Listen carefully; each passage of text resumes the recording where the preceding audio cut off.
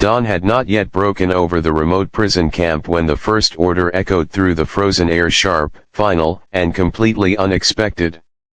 The Japanese female POWs, already worn down by months of hunger, humiliation, and silence, were forced to stand in rigid lines as guards moved with unusual precision, their behavior colder than the morning wind itself.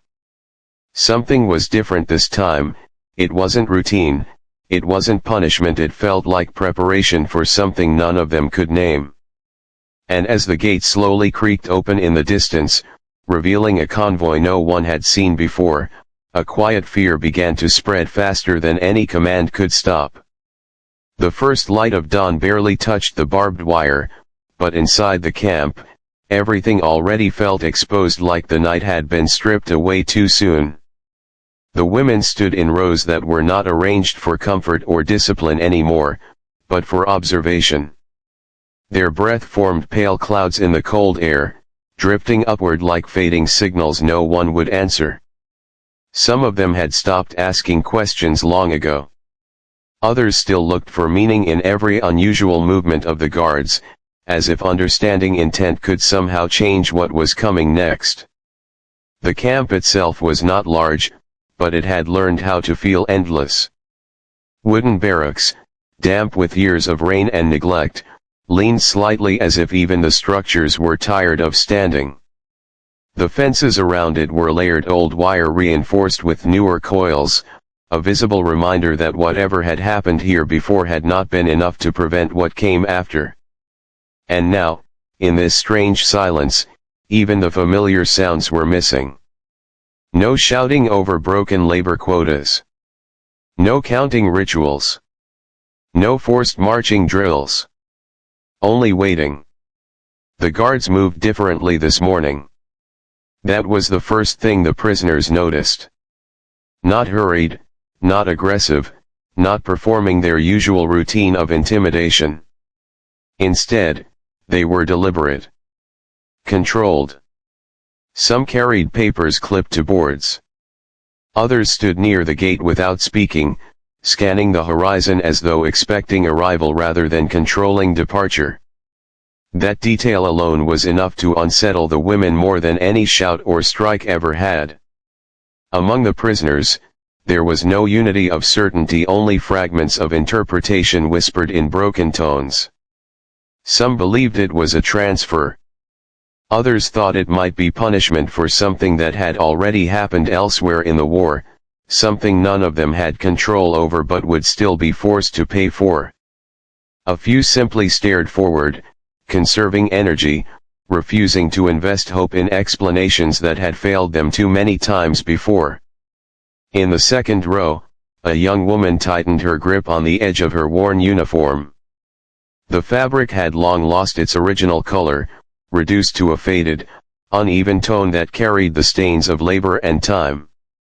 She had stopped counting days after the first year. Instead, she marked survival in smaller units: one sunrise without collapse, one night without screams, one bowl of thin soup that did not taste like rust. Today, however, even those measures felt irrelevant, as if the rules of survival had shifted without warning. Then came the sound. It was not loud at first. A distant mechanical hum, almost mistaken for wind passing through metal. But it grew steadily, confirming itself with every passing second.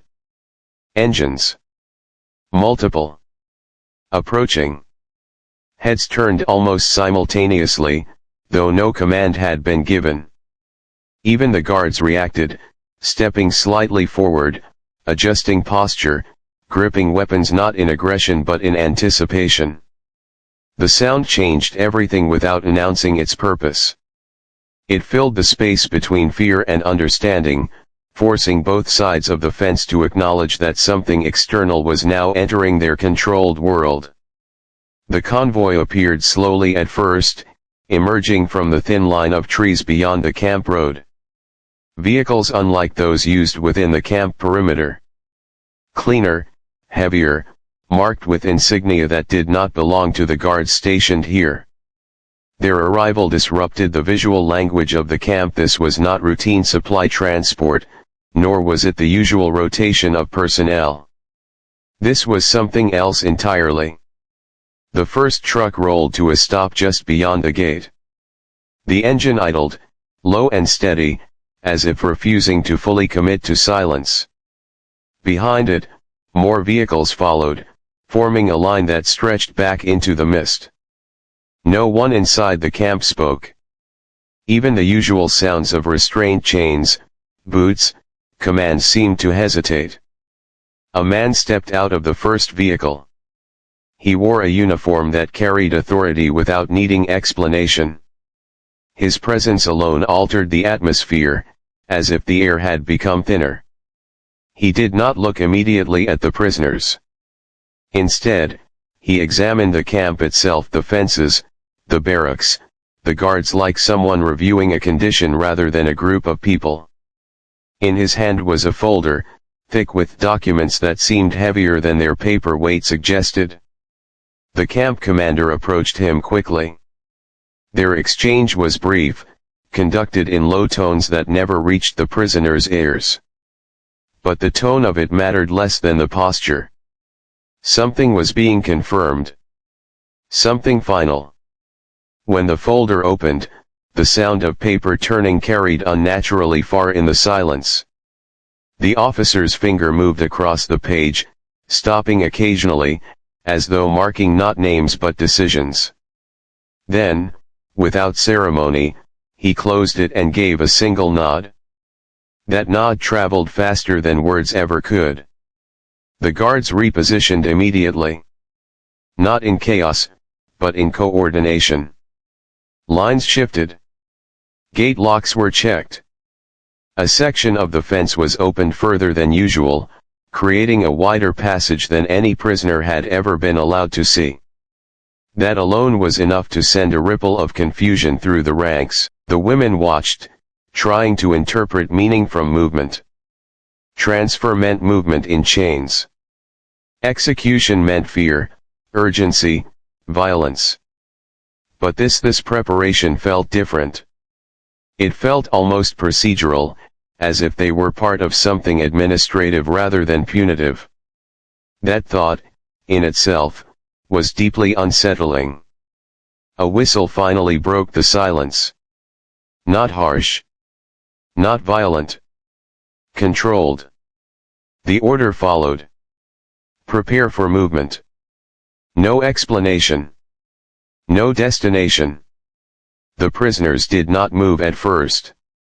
Not out of defiance, but because understanding had not yet caught up to instruction. Then the guards stepped forward, closer than before, not striking but guiding with insistence that left no room for hesitation. The line began to break into motion. Slowly at first. Uneven steps. Weak bodies adjusting to commands they could not interpret. Dust rose under their feet, mixing with the cold morning air, creating a haze that blurred the boundary between people and environment. As they moved toward the gate, the scale of the convoy became clearer. More vehicles than expected. More personnel than necessary for a simple transfer. Too much order for something uncertain. And yet, still no one spoke of where they were going. At the front of the line, the young woman looked up briefly. For a fraction of a second, she caught sight of the horizon beyond the camp, open, wide, unfamiliar. Not freedom, not safety, but something dangerously close to possibility. And then she looked forward again, because hope, in this place, had always come with a cost. Behind her, the camp that had defined years of her life grew smaller with every step. And ahead, the unknown waited without revealing its shape. The convoy did not move like a rescue, nor did it move like a punishment. It moved like something in between, precise, controlled, and disturbingly calm. The prisoners were guided toward the waiting trucks in tight formation, their steps uneven but constantly corrected by the presence of guards who spoke less and watched more. No one explained the destination. That silence itself became heavier than any spoken threat. As the first group was loaded, the women noticed something unusual about the vehicles. They were not stripped-down military transports meant for rough handling. These were reinforced carriers with covered sides, benches fixed inside, and markings that suggested organization rather than improvisation. It confused them more than it reassured them. In war, unfamiliar order was often more dangerous than familiar chaos. Inside one of the trucks, the air was colder than outside. Metal surfaces held the night's frost, and every breath felt like it was being recorded in mist. The women sat close together not by instruction, but instinct. Human bodies naturally sought warmth even when trust had long been destroyed. Some kept their eyes on the floor. Others stared at the slats of light leaking through small gaps in the vehicle's structure, trying to interpret movement beyond them. The engines roared again, and the convoy began to move. The camp disappeared slowly behind them, not in a sudden break, but in layers. First the outer fences, then the barracks, then the watchtowers that once defined their entire world. Each layer vanished like a memory being erased in real time. No one spoke about it. There was no farewell. Only the strange sensation of leaving something that had once felt permanent, even if it had been painful. The road outside was not smooth. It carried the scars of military use, ruts formed by repeated transport, patches of gravel that shifted under weight, and long stretches where dust rose in thick clouds. The convoy moved steadily anyway, as if imperfections were irrelevant to the mission. Inside the trucks, time began to lose definition. Minutes stretched without structure. Conversations, when they happened at all, were whispers broken into fragments. One woman quietly asked if anyone knew where they were going. No one answered immediately. Not because they didn't care, but because answers had become dangerous currency in places like this. Eventually, an older prisoner shook her head slightly. Not in ignorance, but in resignation. That small motion carried more meaning than words ever could. Outside, the landscape began to change. The dense fencing and controlled environment of the camp gave way to open terrain. Fields stretched in uneven patterns, interrupted by remnants of war-burned structures, abandoned equipment, and trenches that had never been fully filled. Nature had begun reclaiming parts of it, but not enough to erase what had happened there. The convoy passed through it all without slowing. At one point, the trucks passed a collapsed watchpost. It leaned dangerously, half destroyed, its purpose long abandoned. A few of the women instinctively looked at it as they passed. It was a reminder that control, no matter how absolute it seemed, was always temporary. But that realization brought no comfort. If control could fall, so could anything else, including survival. The convoy continued for hours. The sun rose higher, but warmth did not follow. It was a pale, distant light that illuminated everything without softening it. Hunger, exhaustion, and fear all remained unchanged beneath it. Inside the vehicles, small shifts of movement marked the passage of time, adjusting posture, lowering heads, resting against walls that offered no real support. Then, without warning, the convoy slowed. The road ahead narrowed, bordered by trees that grew denser and more intentional. Not wild forest, but something that had once been managed and was now left to decay. The lead vehicle signaled. The entire line adjusted formation. The women noticed immediately. Change in movement meant change in purpose. The trucks turned off the main road. Dust rose again as wheels shifted direction, cutting into a narrower path that seemed less traveled. The sound of engines echoed differently here, absorbed by surrounding terrain. The air itself felt heavier, as if the environment was closing in around them. Some of the prisoners exchanged looks, but still no one had answers. After another stretch of silence and motion, something appeared ahead. A structure. Not a camp like the one they had left. Not a battlefield. Something else. It was large, partially concealed behind uneven terrain and trees, its shape unclear at first. But as the convoy approached, details began to form.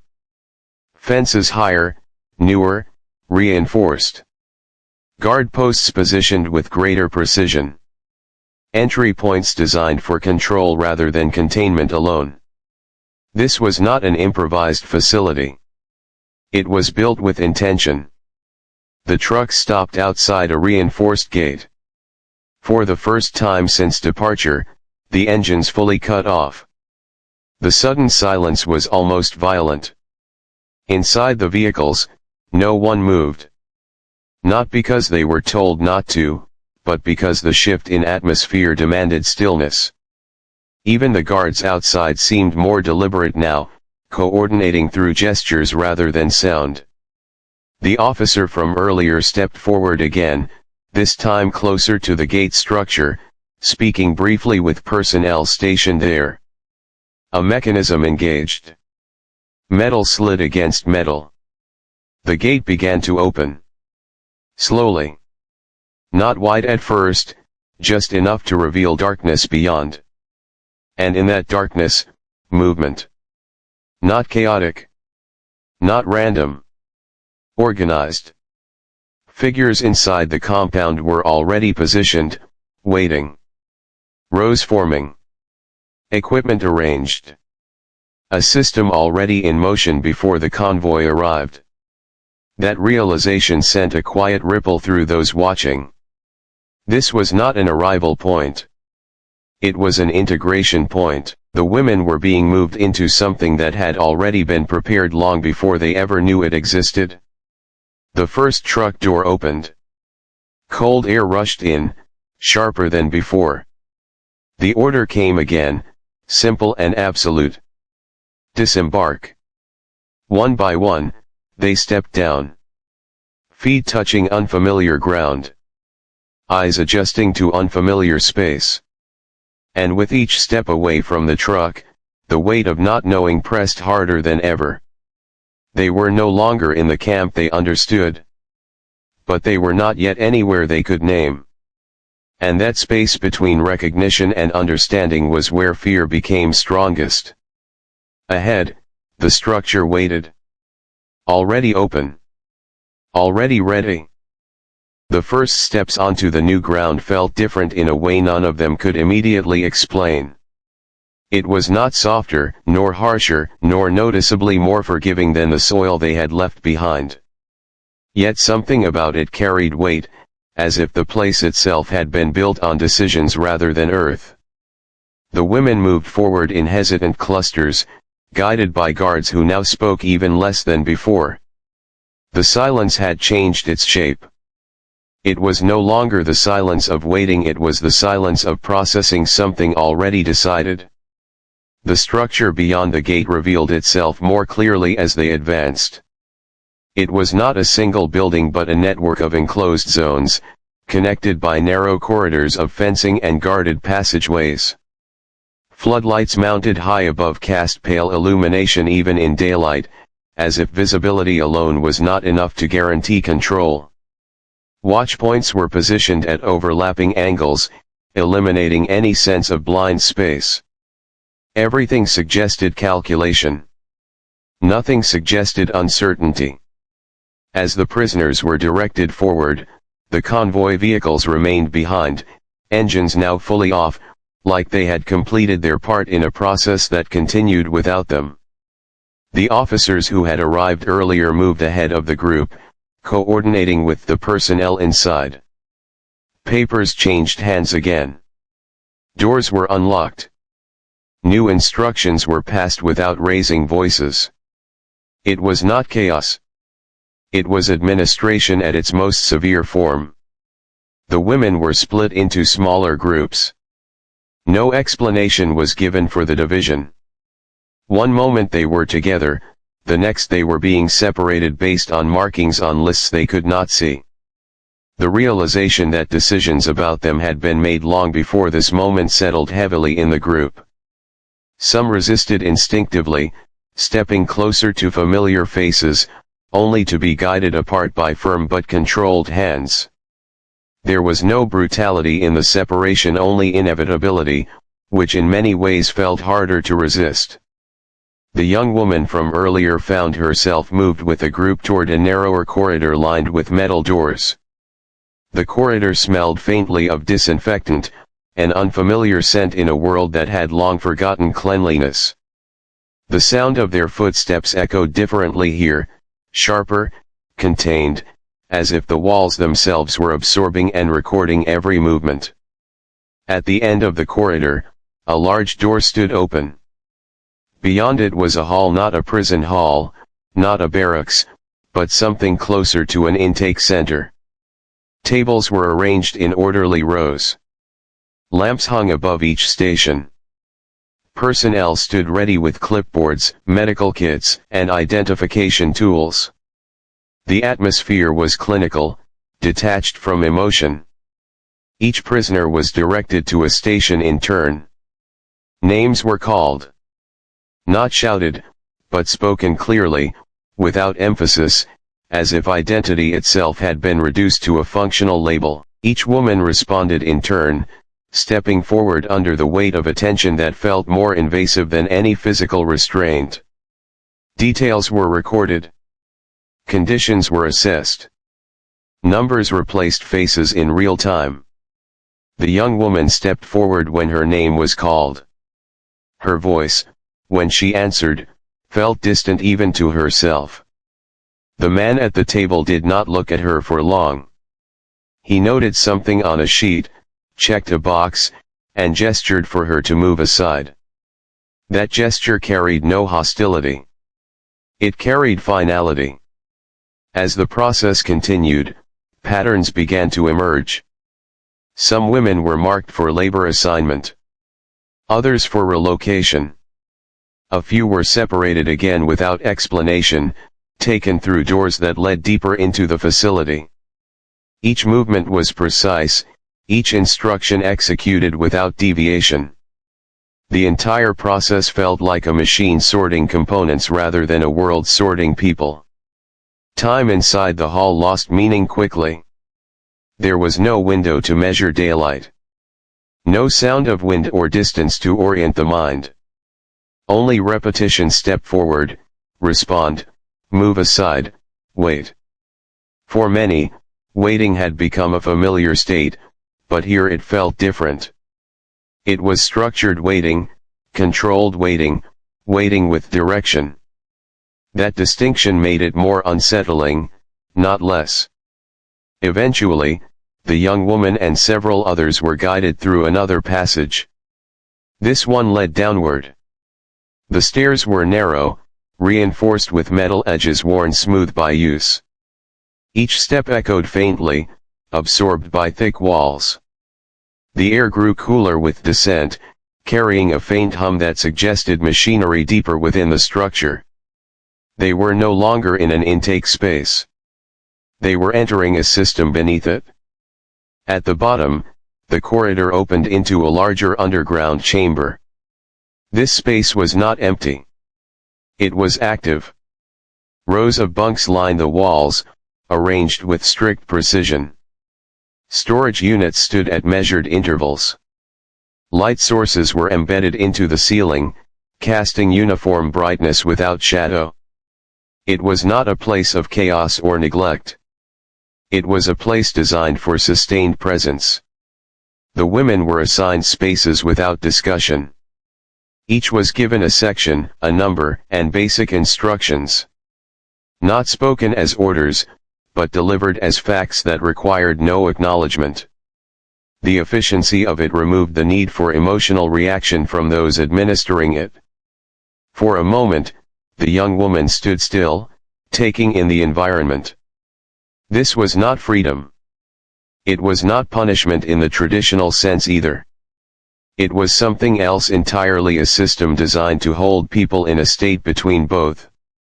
The realization settled slowly, like dust after movement. Around her, others began to sit, lie down, or simply remain standing, unsure of what posture belonged to this new reality. Some looked exhausted beyond expression. Others stared at the floor as if searching for meaning that might have fallen there. A few exchanged quiet glances, testing whether communication was still possible in this place where identity had been reduced to function. Above them, distant sounds of movement echoed through vents and corridors. The structure above remained active. Whatever had brought them here was not finished. It had simply changed form. Hours passed without announcement. No meals were distributed. No further instructions were given. The women adjusted slowly to the idea that arrival did not mean conclusion. It meant transition into another controlled phase of existence. At one point, the young woman closed her eyes briefly. Not to sleep, but to recall. The camp they had left felt distant now, almost unreal, as if it belonged to another version of her life. Yet this place did not feel like escape. It felt like continuation, war extending itself into quieter, more organized shapes. Later, footsteps echoed again in the corridor above. Faster this time. More urgent. A door opened somewhere out of sight, followed by voices raised slightly above their controlled tones. Something had changed. Not for them directly, but in the system surrounding them. The sound carried tension even through layers of structure. The women in the underground chamber looked up instinctively. No one told them anything. But for the first time since the convoy arrived, the order of things above them no longer felt entirely stable. And in that uncertainty, a new question formed quietly in the minds of those who had already been moved too far to turn back. Were they the end of something, or only the beginning of something larger still unfolding above?